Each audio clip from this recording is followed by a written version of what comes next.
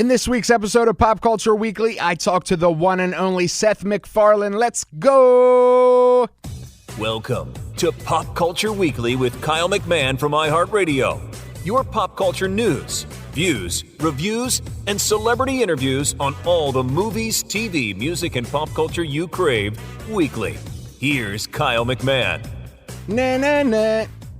What's up? It's welcome to Pop Culture Weekly with Kyle McMahon. I, of course, am Kyle McMahon, and this week I am talking to the one and only Seth MacFarlane, who I just absolutely love. He is such an amazing creative. You know, he is a writer, director, comedian, producer, singer, actor, just an awesome, incredible talent. Of course, I would say his big, huge breakthrough is Family Guy, which started all the way back in 1999 and is still going strong, 23 years later or something. He also has the Orville, which is what we're going to focus on today. The Orville is so good. It's like a science fiction comedy drama. if we have to, put it in a box, we'll put it in lots of boxes. So it started out for 2 seasons on Fox and also aired on Hulu, I want to say the day after each episode. Then the 3rd season began directly on Hulu on June of this year, it was a few months ago, and that was subtitled New Horizons. And now, as of today, every season, every episode of The Orville is on Disney Plus. So, I love me some Disney Plus, and I love me some Seth MacFarlane, and I love The Orville. So this is awesome that all 3 seasons, with 36 episodes so far, are now on Disney Plus. And besides, of course, Family Guy and The Orville, he has written and directed and starred in Ted and its sequel, Ted 2. And a little birdie told me that there may be a series coming to Peacock, surrounding Ted. And of course, he did A Million Ways to Die in the West. Love that movie. That was a funny kind of American Western film. And then, he's literally, created American Dad, The Cleveland Show, just like so many freaking classics. And he just makes me laugh so much. Such an amazing talent and such a nice guy, too. So I'm really hyped for you to hear this episode.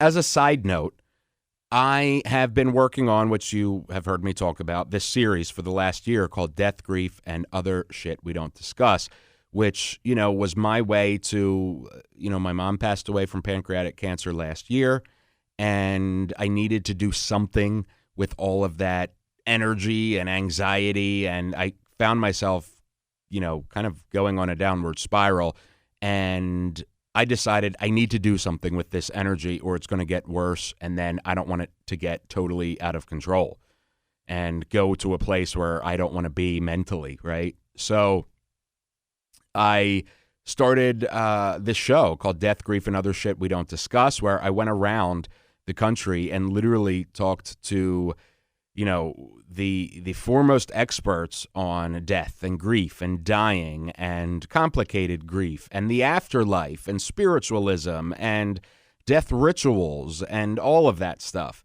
And it is finally coming out after a long year. I'll tell you, it's the hardest project I've ever done. It really, really, really is.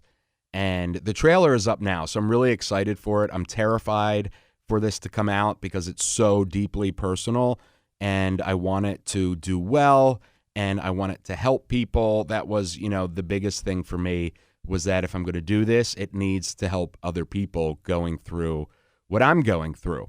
So, someone may not be able to talk to, the best grief therapist in the country, but this way they can get the advice from them. So, I really, really hope that you'll check it out. The trailer is up on all the major podcast platforms right now. We also have a website at deathandgrief.show, which you can check out, and that'll have a ton of resources, for the show. For each episode has handouts and digital downloads and all kinds of stuff. I really, really wanted to make it something resourceful for people experiencing or that have experienced loss. And let's be honest, we're all going to experience it at some point, and it is not fun. So death, grief, and other shit we don't discuss. The trailer's out now. The first 4 episodes premiere August 30th. So I really hope you'll check it out, and I'll have the link in the show notes for this episode. So without further ado, let's get on to my interview with the one and only Seth MacFarlane as we celebrate and discuss the Orville coming to Disney Plus today. Here we go, my interview with Seth MacFarlane.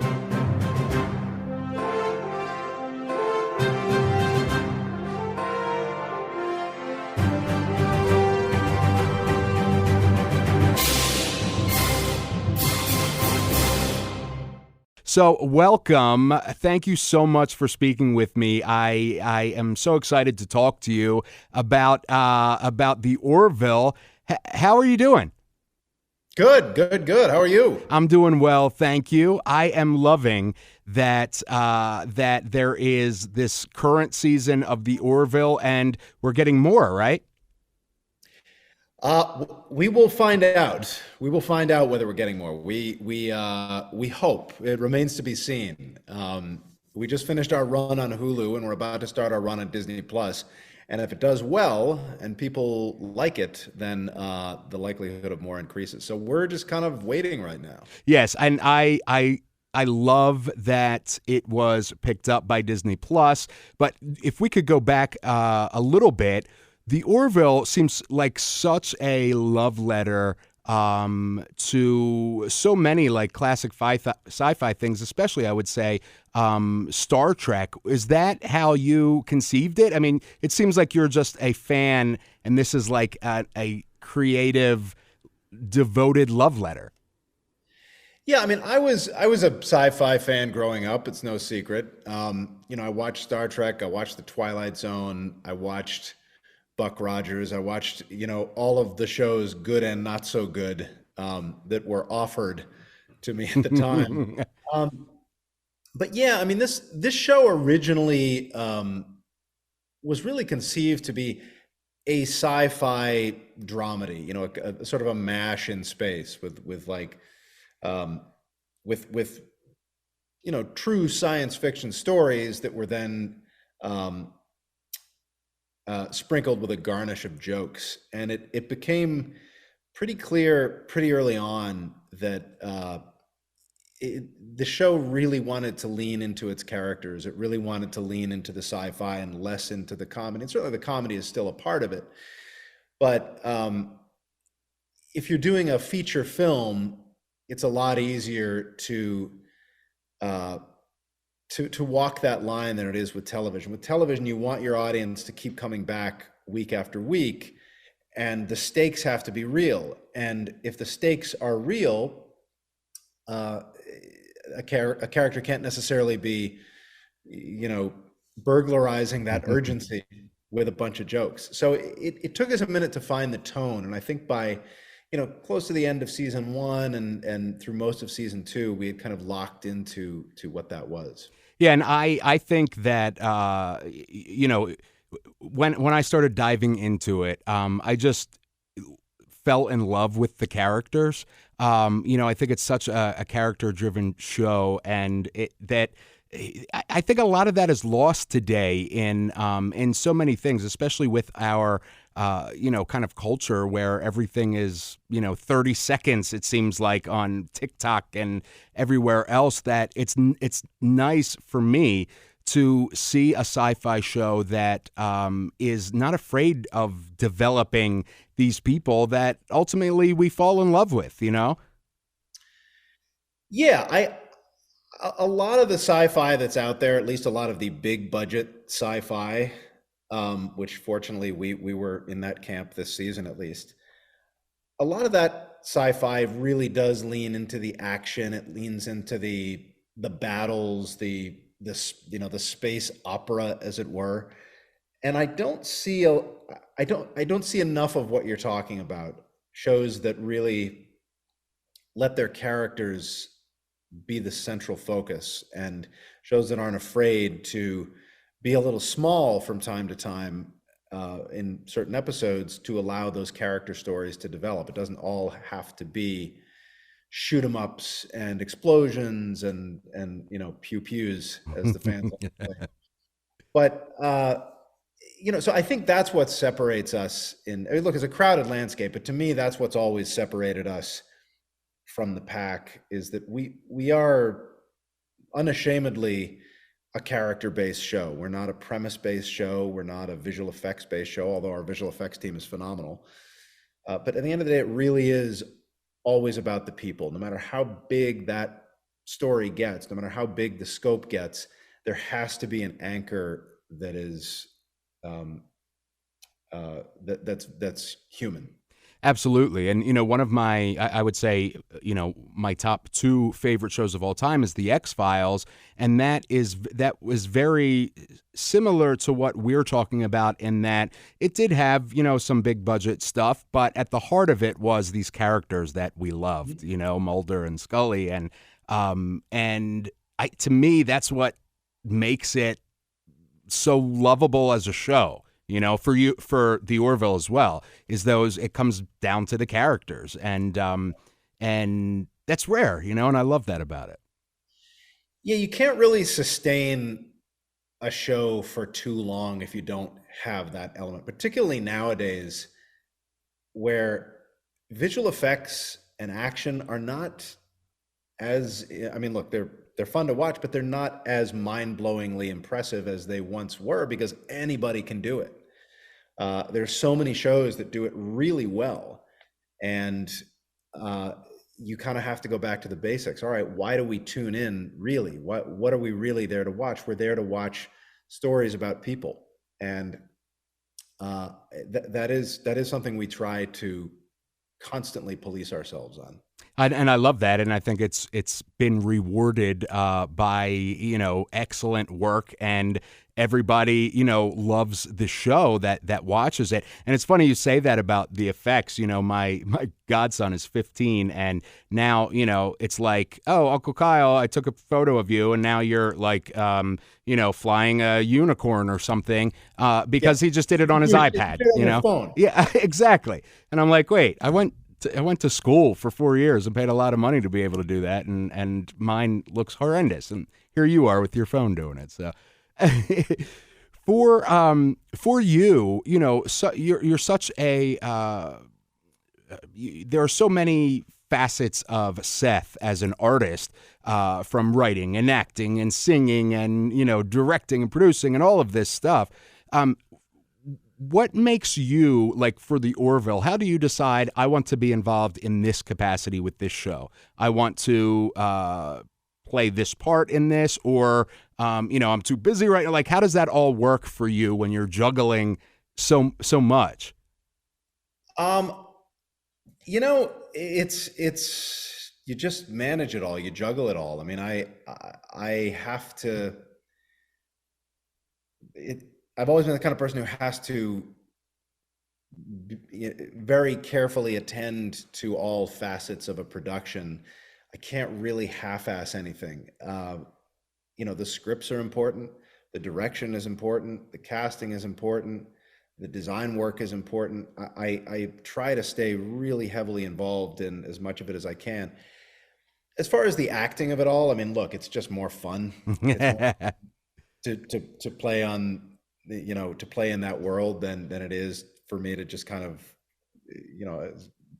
sit and watch. I've been a performer in some form or other throughout my life. I did stand up way back when, used to do plays, and of course I've been doing voice work longer than any of it.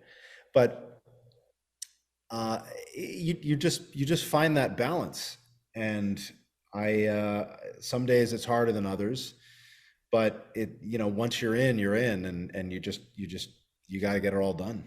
And so I love that. So it's really, you're choosing, like, I want to play in this ball field, as it were, with the Orville as an actor. And then once I'm done that, then I'm on to the next thing. You're just, if you want to do it, you find a way to make it happen. Mm-hmm. That's Exactly. awesome.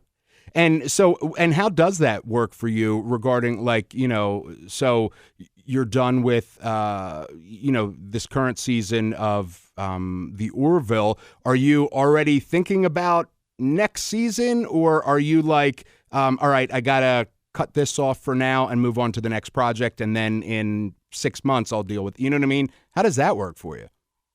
Yeah, well, at the moment I'm working on a TED series for Peacock, which is, probably about a 3-month shoot.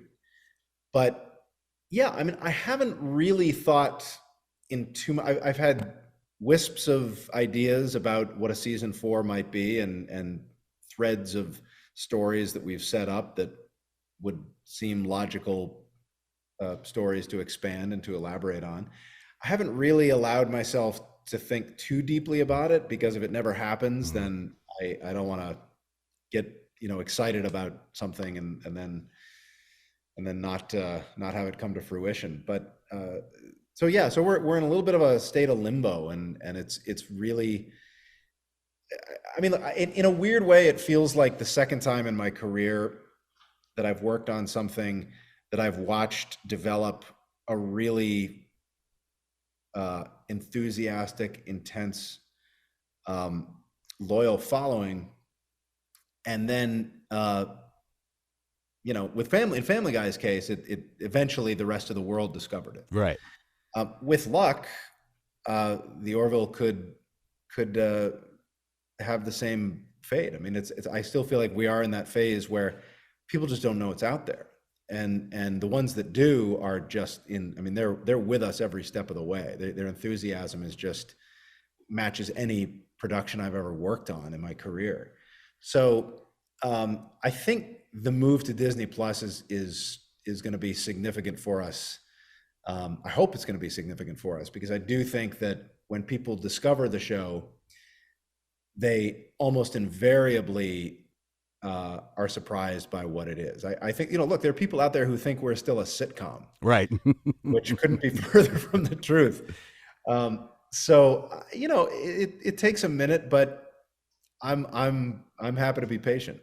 Yeah, I had posted an article about the Orville coming to Disney Plus on Reddit, and I was surprised. There were two camps, and one was the camp of, oh, what is this? Which I'm like, this is Seth MacFarlane. Like, how do you not know this? But then on the other camp is, we are obsessed with this, and we like have every detail memorized.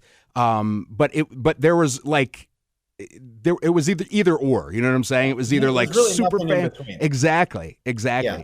And that either they're completely unaware of it, or they're all in. Right.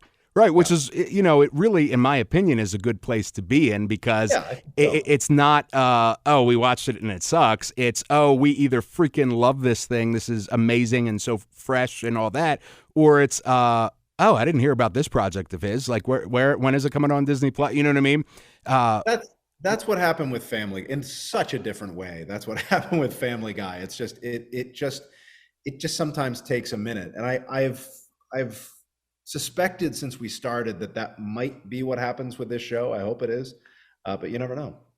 And then what's next for you beyond this? You have the TED project coming out, and any details you can give us going forward in Seth MacFarlane's world? At the moment, TED is really that's taking up most of my focus right now, at least for the next couple months. And then after that, I don't know. I have, up to this point in my career, laid out the next project well in advance. So as soon as I wrap one project, it's right into the next one. I've made a point not to do that this time around, because you can just go at a dead run forever. And I'm gonna see how I feel at the end of TED, and see if I where my head's at. But so for the moment, it's a wide open road. I would love to see you, just, because you don't have enough stuff to do. I would love to see you do another film where, I loved, first of all, I mean, the Teds obviously are amazing, the Western film. I mean, I would love to see another big Seth MacFarlane film on the big screen so I can eat my Butterfingers and laugh. Yeah. That'll happen at some point. I haven't departed the feature film landscape. I really missed television when I was working on Ted 2, which was the last movie I had done. I was ready to come back to TV. I think part of that has to do with the fact that, look, I mean, there's the on-camera part of it. I direct and I write. I do have a particular fondness. As much as I love directing, I do have a particular fondness for the writing process. I really enjoy it. To me, that's when you really feel like you've accomplished a lot, when you read a script and it's working and it feels fresh and it's even the solitary aspect of it. I like, you're on a set, you're surrounded by just chaos and this noise and this and that and when you're writing, it's this kind of just peaceful part of the process. You're alone, preferably undisturbed, and then you come away with this thing that's in many ways you take more personal possession of than anything else in any part of the process. So yeah, I mean, I don't know. I don't even know how I got onto that. I don't know what's next. And of course, we'll get Family Guy for the next 30 years, hopefully, right? Yeah, Family Guy is pretty much there until they tell us to stop. Awesome. That's a great thing. You know what I mean? I Family Guy has literally always been a part of my life. I remember being in school when it was first on and then it was canceled. And I'm like, what? And I'm talking to my friends and they're all, it was like a scandal in like the 7th grade land or whatever. And then when it came back, it was like, bigger and badder in a good way than ever, badassier or whatever, badasser than ever. And it's been a constant ever since, so I think it's freaking awesome and I hope it's on till the day I die. It looks to be going in that direction. Yeah. Awesome. There's no end in sight that I can see. Awesome. Well, thank you so much, Seth. The Orville is debuting right now, is here on Disney Plus. And I can't wait. I have a feeling we're going to be getting a season 4 in the future. I'm putting it out into the universe. We all hope so. Thank you so much, man. Thank you.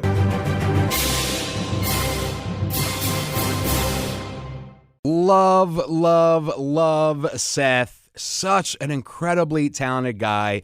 So funny. I mean, I just interviewed Seth MacFarlane.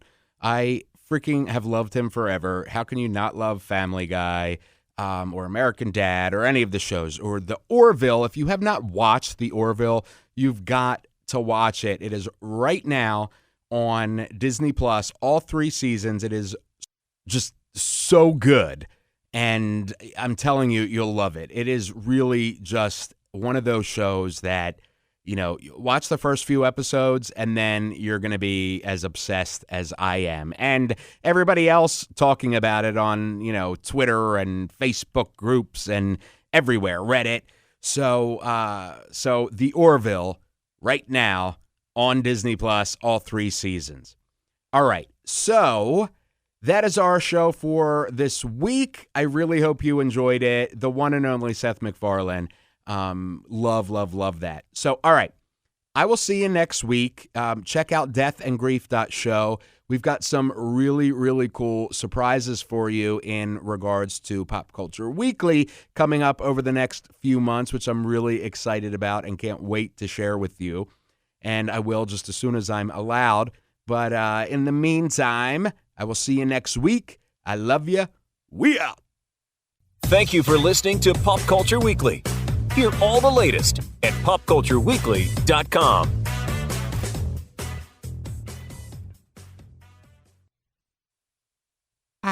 I really highly recommend that you watch the Orville. It's such a good show. You'll really like it as much as I do. And it'll be on Disney Plus 24 hours a day whenever you want to watch it. So, watch the Orville.